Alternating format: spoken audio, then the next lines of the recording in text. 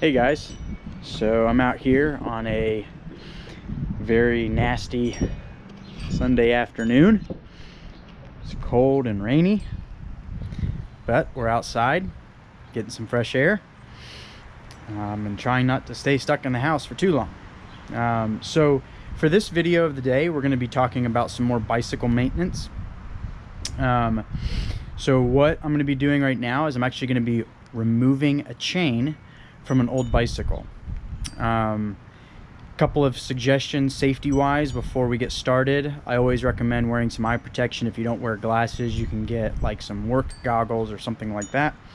And then because I'm working on an older bike, there's a significant amount of rust on this bike, so gloves might be a good idea if you've never worked around this stuff before. Just would hate for you to get a cut on your hand or something like that from rusty parts, so just want to be careful, be mindful of that. But we've got this old Diamondback Cobra here, and it's got quite a few things that it needs work on. The shifting is pretty messed up, the chain is bad. And so this is kind of a work in progress for me, but I figured this would be a good one for us to be looking at in terms of removing the chain. So removing a chain is actually pretty simple and could be really useful if you are out on the trail and say you snap a chain. So I'm going to show you two things. I'm going to show you how to remove the chain, and then I'm going to show you how to remove a link, and then I'll tell you why you might want to remove a link while you're out on the trail. So I'm going to try to get you a good visual here of what we're working with.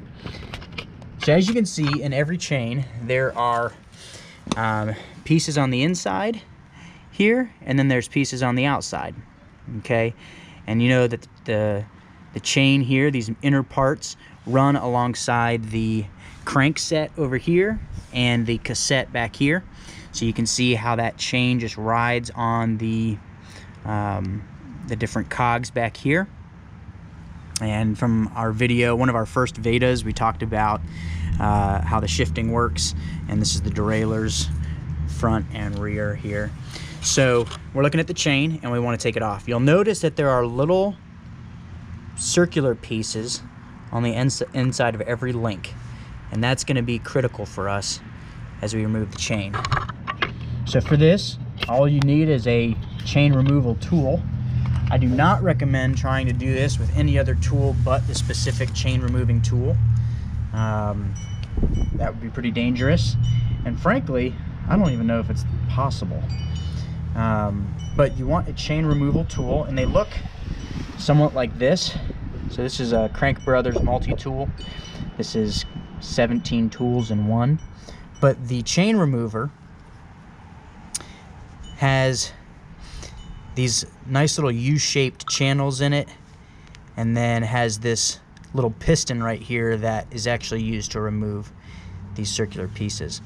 So what I'm going to do is the chain is going to rest right inside here. So what I'm going to do is I'm going to get that chain onto here like so. And first I've got to loosen this up just a tad. Okay. So the chain, this little U piece right here, holds the chain nice and steady. Okay. And what I'm going to do is I'm going to start tightening my multi-tool, and I'm going to get that piston right on that little circular link. Okay. Now this is an old chain, so it's going to take a fair amount of muscle just to get that piston, that link, to start moving. Hopefully I can get it to go.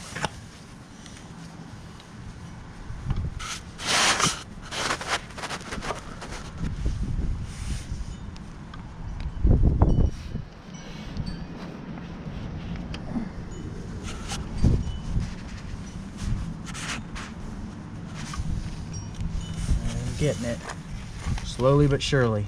Patience is key right now. All right, there we go. Like I said, a fair amount of muscle. But now you'll notice, I'm gonna bring the camera up here, you see that I'm pushing that link out to this side of the tool. I'm going to set the camera back down. I'm just going to keep working here. All right, and I'm just going to keep pushing and pushing and pushing until I think, and I just saw the pressure release. So you'll see there's a little bit of gap between the inside part of the chain and this outer piece. That means that this link is all the way through the inside piece, but it's not completely falling out yet. So that's where I want to stop. And so what I'm going to do is I'm going to back off on the tool a little bit and pull this tool out.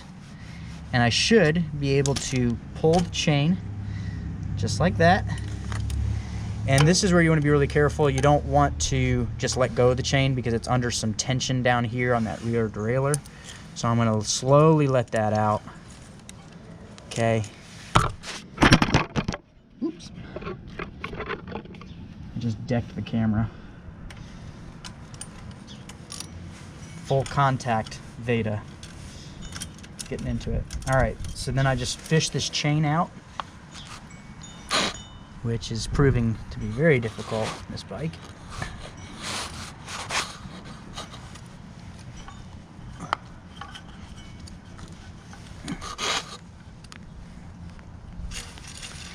All right, so there you go. I've got a chain now, completely taken off. So here you go. Chain is very dirty, very old. But you can see that I've pushed that link all the way through. Now, removing a chain can be important for a few reasons. You may break something on your chain while you're out on the trail. And the solution to that is to either remove it and put a new chain on, or you can keep the same chain on, but you want to remove a link. Now here's the thing, if you remove a link on a chain, that could change your shifting. That could change how far you're able to go up and down in the gears, because there's going to be a lot more tension on your derailleurs, specifically the rear one. So it could affect your riding in that way. And I suppose it could change the shifting up front as well. So that's just something to know. But here's the thing, if you're out in the woods, you're 5 miles away from home, and the only way to get back is to shorten your chain and you just don't have all your gears, it's better to remove a link and get your chain back on the bike than it is to be stranded and have to walk your bike all the way back or carry it, right? Now, here's the thing that we need to talk about. If you're going to remove a link from the chain, you have to be very careful what you do. A link on a chain is not just, so this right here, that's only half of a link. If I remove this piece and I just take these two pieces off, you know what's going to happen? Is when I go to put this chain back together, I'm going to try to fit two pieces together that are exactly the same. So when you remove a link, it's important that you remove two sections, the outer portion and the inner portion, or vice versa, the inner portion and the outer portion. It's super important. So what I'm going to do is I'm going to remove a link. Okay. Got to back this off a little bit on the tool.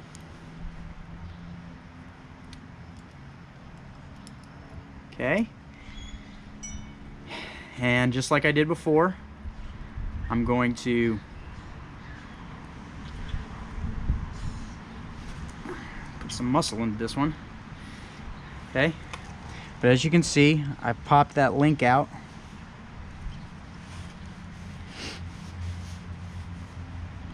Now you want to be careful you don't completely push this link, this inner piece. You don't want to push it all the way through and out. They're super difficult to get back into the chain, and at that point you might as well just try again and remove another link somewhere else. So it's better to stop early, back off if you can, and see if you can remove it. And that's a little soon, so I've got to go back, put the link in, or put the tool back on, and hopefully it's centered. Okay, and I'm just going to keep working that out. Now I just felt a little bit of pressure release on the chain, so I'm going to pull this thing out and I'm going to see if I can pull the link out. There it is. So now that is the removal of one link right there. Okay, and so like let's say you're on the trail and you snap this piece. You want to make sure you remove the rest of the link, rest of the whole link, because when you go to put this chain back on your bike, okay, notice that this piece and this piece fit together very well. And I'm able to line that up just like that. And this is what I would do, is I would put this chain back on this bike. I'm not going to for the sake of this video, but I'm going to back this tool off and basically just going to go reverse on the process. Okay, so notice how I've got this set up. I've got my tool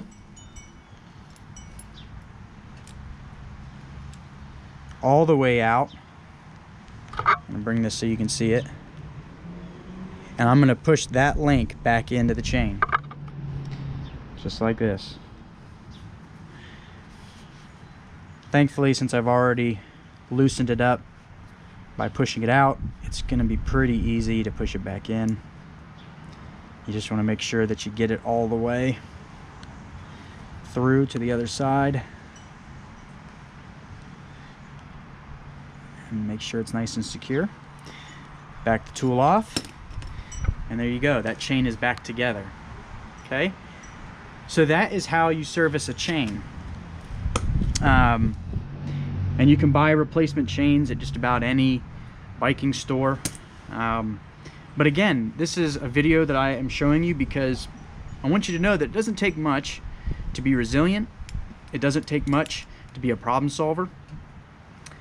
It's important to have the right tools and maybe to have some people around you that have been there before and can show you. But you can do it.